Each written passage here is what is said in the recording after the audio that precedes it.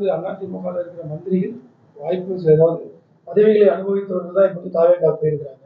மேலும் பல்வேறு ஸ்லீப்பர் செல்கள் ஏதாவது உள்ள இருக்கிறாங்கன்னு நீங்க இதுவரை கண்டறிந்திருக்கீங்களா? இது வரைக்கும் போறதுக்கு அண்ணன் எடப்பாடியார் அவர்கள் ஜனநாயக முறையின்படி ஜனநாயக கொள்கைகளின் அடிப்படையில் இந்த இயக்கத்திற்கு தலைமை பொறுப்பினை ஏற்று அனைவருடைய கருத்துகளையும் கேட்டறிந்து மிக சிறப்பான முறையிலே இந்த இயக்கத்தை வழிநடத்தி சென்று கொண்டிருக்கிறார்கள்.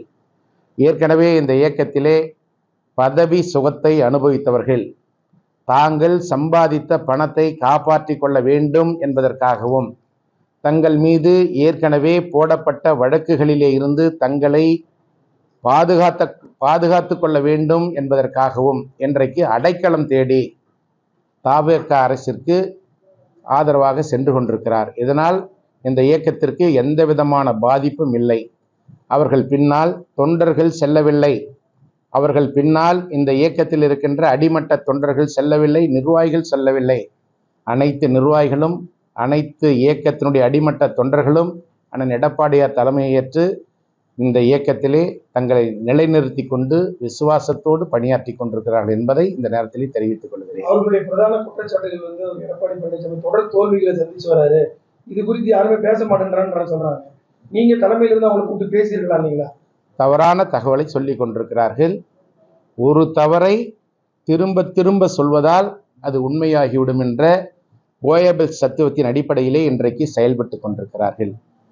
இங்கே இருந்து செல்லுகின்ற வேடந்தாங்கல் பறவைகளைப் போல இடம் மாறிக்கொண்டிருக்கின்ற அந்த நிறமாறிய பறவைகள் தங்களை பாதுகாத்து கொள்ள வேண்டும் என்பதற்காகவும் மீண்டும் ஏதாவது பதவி கிடைக்காதா என்ற எண்ணத்தோடும் ஏக்கத்தோடும் சென்று கொண்டிருக்கிறார்கள்.